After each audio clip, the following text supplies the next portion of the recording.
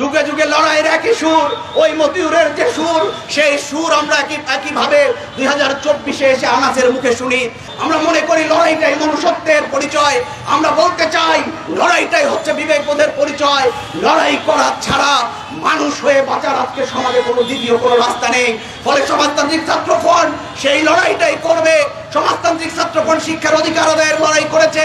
সমাজতান্ত্রিক ছাত্র ফ্রন্ট জাতীয় সম্পদ রক্ষার আন্দোলন করেছে। আপনারা দেখেছেন যে সর্বশেষ যখন জাতীয় শিক্ষাক্রম 2021 প্রণয়ন করা হলো, একমাত্র ছাত্র সংগঠন যারা সারা দেশে এর বিরুদ্ধে স্বাক্ষর সংগ্রহ করেছে। অভিভাবক, শিক্ষক, সমাজের সর্বস্তরের মানুষকে সংগঠিত করে এই জাতীয় শিক্ষাক্রম বাতিলের দাবিতে দুর্বার আন্দোলন গড়ে তুলেছে। ফলে শিক্ষার অধিকার আদায়ের আন্দোলন, আজকে জাতীয় সম্পদ রক্ষার আন্দোলন, মনুষ্যত্ব বিবেকবোধ রক্ষার যে আন্দোলন, সেই আন্দোলন সমাজতান্ত্রিক ছাত্র ফ্রন্ট করবে।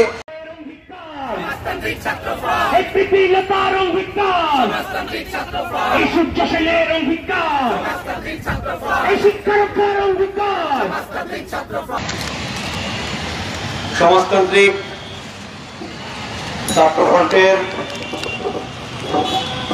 41তম প্রতিষ্ঠাবার্ষিকী উপলক্ষে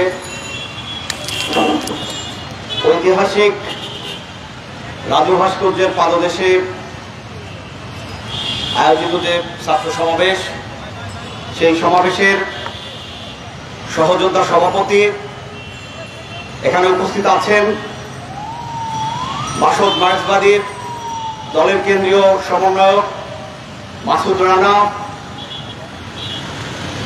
সংগঠনের সাবেক নেতৃবৃন্দ, বিভিন্ন শিক্ষা প্রতিষ্ঠান থেকে আগত ছাত্র শিক্ষার্থীবৃন্দ এবং এই রাজু ভাস্কর্যের পাদদেশে যারা এই মুহূর্তে আমাদের এই সমাবেশ শুনছেন, শিক্ষক, শিক্ষার্থী, মিডিয়া কর্মী, পথচলতি মানুষ, সবাইকে আমাদের লড়াইয়ের সংগঠন, শিক্ষা, সংস্কৃতি ও মনুষ্যত্ব রক্ষার যে সংগঠন সমাজতান্ত্রিক ছাত্র ফ্রন্টের পক্ষ থেকে বিপ্লবে অভিবাদন জানাই।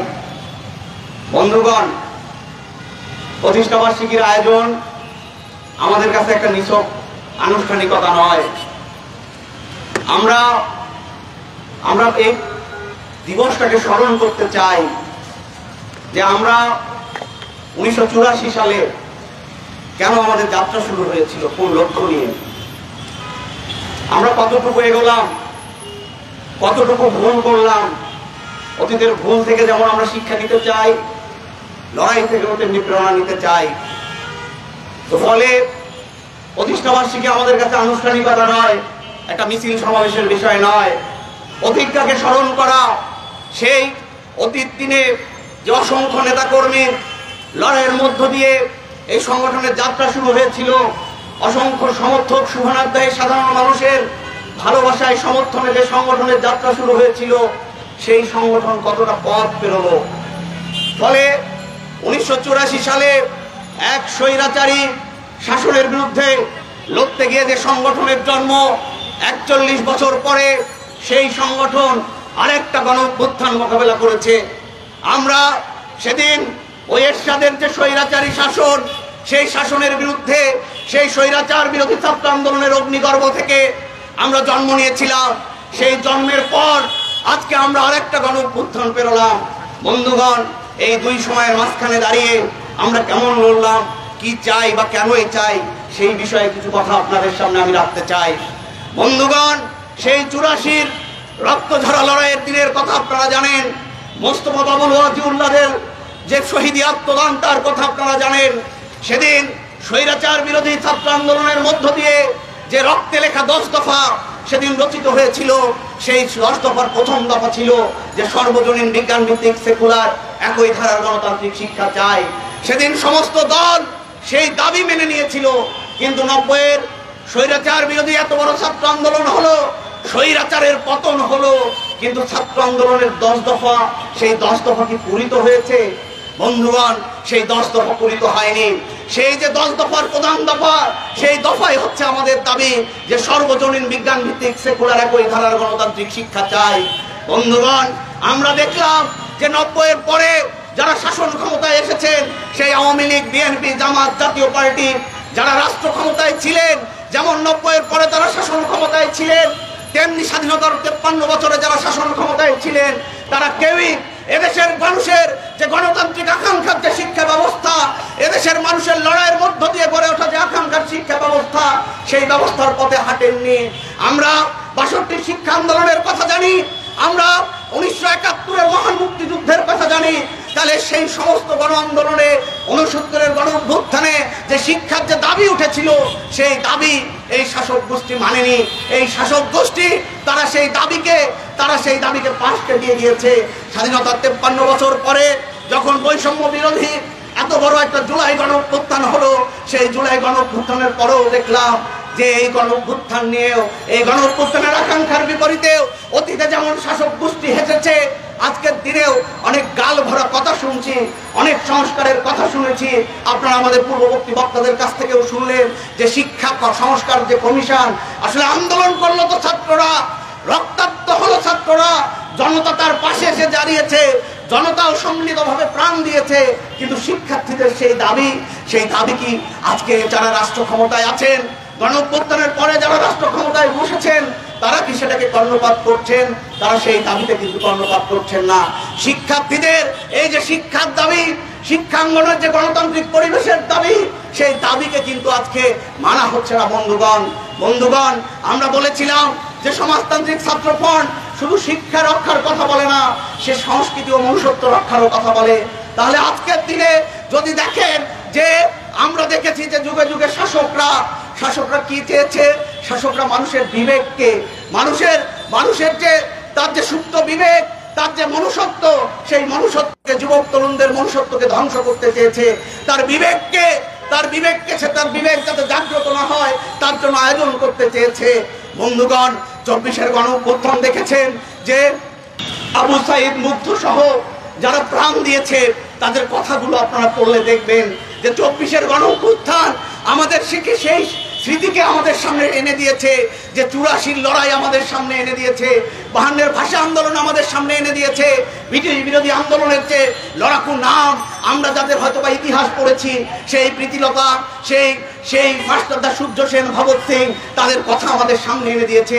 62-কে আমাদের সামনে এনে দিয়েছে, আমাদের সামনে 71-এর লড়াইকে সামনে এনে দিয়েছে। বন্ধুগণ, এই যে 24-এর গণ অভ্যুত্থান, সেই 24-এর গণ অভ্যুত্থানে যখন ওই যে আবু সাইদ 16 তারিখে প্রাণ দিল, সেদিন আবু সাইদ বলেছিলেন যে দেখুন, যে মরতে তো একদিন হবে, মেরুদণ্ডটা সোজা করে মরুন। বলেছিলেন যে ওই যে আবু সাইদ সেই 69-এর গণ অভ্যুত্থানের শহীদ শামসুজ্জোহাকে স্মরণ করেছিলেন, বলেছিলেন যে স্যার, শামসুজ্জোহাকে বলেছিলেন যে স্যার, আপনার মতো চরিত্র এখন বড় প্রয়োজন, এবং মানুষের কাছে আহ্বান জানিয়েছিলেন যে আপনারা ছাত্রদের ঢাল হয়ে দাঁড়ান, ছাত্রদের পাশে মেরুদণ্ড নিয়ে দাঁড়ান, এবং বলেছিলেন যে মরতে তো একদিন হবেই, সেই মৃত্যু যাতে মনুষ্যত্বের সাথে হয়, সেই মৃত্যু যাতে বিবেকবোধের সাথে হয়, যাতে আপনারা আজীবন শামসুজ্জোহা হয়ে বাঁচতে পারেন, সেই আহ্বান কিন্তু ওই আবু সাইদ রেখেছিলেন। মুগ্ধ বলেছিলেন যে দেখুন বাবু মশাই, জীবনটা বড় চাই, মহত্বময় চাই, জীবনের বড়ত্ব আছে, জীবনের মনুষ্যত্ব আছে, সেই বড়ত্ব চাই, লম্বা একটা জীবন চাই না। ওই ফায়াজের কথা শুনেছেন, ফায়াজ বলেছিলেন যে দেখুন, যে আমরা কেমন জীবন চাই, যে এমন জীবন চাই যে মৃত্যুর পর যাতে মানুষ আমাদেরকে স্মরণ করতে পারে। ওই যে বংশালের যে আমাদের যে ভাই 10ম শ্রেণীর ছাত্রদের আনাস, সেদিন 5 আগস্ট মিছিলে যাবেন, সেদিন একটা চিঠি লিখে গিয়েছিলেন। বন্ধুগণ, সেই চিঠিতে কি লেখা ছিল? বলেছিলেন যে ঘরে বসে থাকা এটা মনুষ্যত্ববোধের পরিচয় না। বলেছিলেন যে লড়াইয়ের ঘরে ভীতু বসে থাকার থেকে লড়াইয়ের ময়দানে গুলি খেয়ে মরা ভালো, এবং মাকে বলেছিলেন যে আমি যদি মারা যাই ভীত হইও না। বন্ধুগণ, এই যে আনাসের যে আহ্বান, মুগ্ধ আবু সাইদদের যে শহীদি আত্মদান, সেই একই সুর আমরা দেখেছিলাম। এই যে গতকাল 20 জানুয়ারি শহীদ আসাদ দিবস ছিল, আপনারা জানেন 69-এর গণ অভ্যুত্থানে আসাদ প্রাণ দিয়েছিলেন। সেই আসাদের মৃত্যু খুব কাছ থেকে দেখেছিলেন। ওই 69-এরই আর এক বালক কিশোর মতিউর সেদিন ওই যে নবকুমারী ইনস্টিটিউটের 10ম শ্রেণীর ছাত্র ছিলেন। মতিউরের কথা দেখুন, আজকে আনাসের যে সুর, সেদিন মতিউরের একই কথায় ছিল। মতিউর গুলিবিদ্ধ হয়েছিলেন 24শে জানুয়ারি, সেদিন মতিউরের বুক পকেটে একটা চিঠি পাওয়া গিয়েছিল। মতিউর বলেছিলেন দেখো মা, মিছিলে যাচ্ছি, যদি ফিরে না আসি তাহলে যেন তোমার সন্তান দেশের মানুষের জন্য শহীদি আত্মদান করেছে। বন্ধুগণ, সেদিন মতিউরের মা বলেছিলেন যে আমার সন্তান হারানোর বেদনা আমার নেই, আমি চাই যে মতিউরের যে শহীদি আত্মদান সেটা যাতে বৃথা না যায়। মতিউরের বাবা সেদিন এই ঢাকা বিশ্ববিদ্যালয়ের তৎকালীন আল্লামা ইকবাল হল, এখন জহুরুল হক হল, সেই জহুরুল হক হলে জানা যায় দাঁড়িয়ে বলেছিলেন যে আমি এক মতিউরকে হারিয়ে লক্ষ লক্ষ মতিউরকে পেয়েছি। বন্ধুগণ, যুগে যুগে লড়াইয়ের একই সুর, ওই মতিউরের যে সুর, সেই সুর আমরা একইভাবে 2024-এ এসে আনাসের মুখে শুনি। ওই যে রুমির যে ঘর ছেড়ে যুদ্ধে যাওয়া, সেরকম অসংখ্য তরুণ আজকে এই 24-এর গণঅভ্যুত্থানে তারা লড়াই করেছে। 2000-এর মতো মানুষ শহীদি আত্মদান করেছে, 25,000-এর মতো মানুষ তারা আহত। এত বড় আহত নিহতের সংখ্যা কোনো গণঅভ্যুত্থানের আগে আর হয়নি। এই 24-এর গণঅভ্যুত্থানের মতো করে এত মানুষ আর কখনো পঙ্গুত্ব বরণ করেনি, এত মানুষ আর চোখ হারায়নি। বন্ধুগণ, এত বলিদান, এত শহীদি আত্মদান, সেই আত্মদানের মানে আজকে কি আমরা ছাত্ররা বুঝবো না? আমরা কি শুধু ভাববো যে লড়াইটা আমাদের শেষ হয়ে গেছে? আমরা তো আজকে এখনো আমরা চোখ বন্ধ করলে কি আমরা চোখে দেখবো না? আবু সাইদ বুক প্রসারিত করে দাঁড়িয়ে আছে ওই জালেমের গুলি বুকে পেতে নিতে। আমরা কি চোখ বন্ধ করলে শুনতে পাবো না যে শহীদ মুগ্ধ এসে আমাদের পাশে দাঁড়িয়ে বলছেন যে পানি লাগবে? আমরা কি চোখ বন্ধ করলে ওই আনাসের, ওই রিয়াগপের, ওই হৃদয়চন্দ্র তারুয়ার অসংখ্য যে শহীদ হয়েছেন যে ভাইয়েরা এই 24-এর গণঅভ্যুত্থানে, তাদের স্মৃতি কি আমাদের চোখের সামনে ভাসবে না? বন্ধুগণ, দেখুন 24-এর এত বড় গণঅভ্যুত্থান, সেই গণঅভ্যুত্থানের দেশের পরিস্থিতি কি, তারপরের পরিস্থিতি, যারা রাষ্ট্র ক্ষমতায় আছেন, যারা গণঅভ্যুত্থানের মধ্য দিয়ে ক্ষমতায় গিয়েছেন, তারা কি করছেন? তারা একের পর এক জনবিরোধী সিদ্ধান্ত নিচ্ছেন। আমরা দেখছি এই সরকার সিন্ডিকেট ভাঙলেন না, এই সরকার মজুদ্দারদের বিরুদ্ধে ব্যবস্থা নিতে পারলেন না, এই সরকার যারা মাজার ভাঙছে, যারা পাহাড়ে আদিবাসী বন্ধুদের উপর হামলা করছে, যারা নারীর অবমাননা করছে, তার বিরুদ্ধে কোনো ব্যবস্থা নিতে পারছেন না।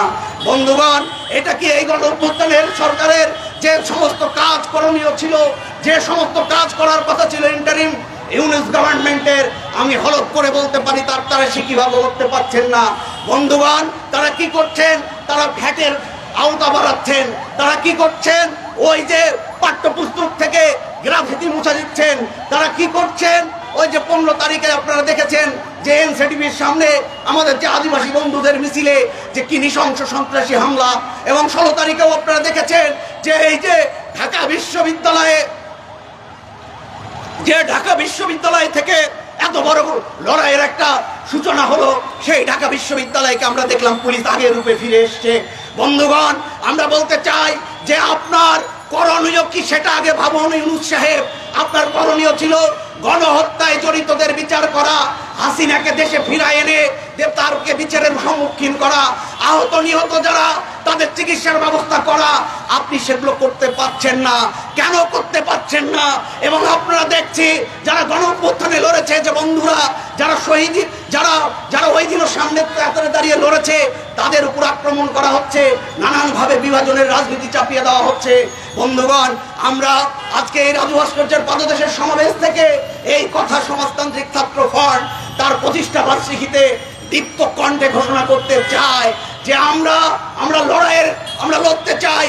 আমরা মনে করি লড়াইটাই মনুষ্যত্বের পরিচয়। আমরা বলতে চাই লড়াইটাই হচ্ছে বিবেকবোধের পরিচয়। লড়াই করা ছাড়া মানুষ হয়ে বাঁচার আজকে সমাজে কোনো দ্বিতীয় কোনো রাস্তা নেই। ফলে সমাজতান্ত্রিক ছাত্র ফ্রন্ট সেই লড়াইটাই করবে। সমাজতান্ত্রিক ছাত্র ফ্রন্ট শিক্ষার অধিকার আদায়ের লড়াই করেছে। সমাজতান্ত্রিক ছাত্র ফ্রন্ট জাতীয় সম্পদ রক্ষার আন্দোলন করেছে। আপনারা দেখেছেন যে সর্বশেষ যখন জাতীয় শিক্ষাক্রম 2021 প্রণয়ন করা হলো, একমাত্র ছাত্র সংগঠন যারা সারা দেশে এর বিরুদ্ধে স্বাক্ষর সংগ্রহ করেছে, অভিভাবক, শিক্ষক, সমাজের সর্বস্তরের মানুষকে সংগঠিত করে এই জাতীয় শিক্ষাক্রম বাতিলের দাবিতে দুর্বার আন্দোলন গড়ে তুলেছে। ফলে শিক্ষার অধিকার আদায়ের আন্দোলন, আজকে জাতীয় সম্পদ রক্ষার আন্দোলন, মনুষ্যত্ব বিবেকবোধ রক্ষার যে আন্দোলন, সেই আন্দোলন সমাজতান্ত্রিক ছাত্র ফ্রন্ট করবে। এবং সমাজতান্ত্রিক ছাত্র ফ্রন্ট আমরা এই প্রতিষ্ঠা বার্ষিকীর সমাবেশ থেকে দীপ্ত কণ্ঠে ঘোষণা করতে চাই, আমরা ওই যে শহীদ আসাদের উত্তরসূরি হয়ে লড়বো, আমরা মতিউরের উত্তরসূরি হয়ে লড়বো, আমরা মাওলানা ভাসানীর উত্তরসূরি হয়ে লড়বো, আমরা রুমি, প্রীতিলতা, মাস্টারদা, সূর্য সেন, ভগৎ সিং সবার উত্তরসূরি হয়ে লড়বো।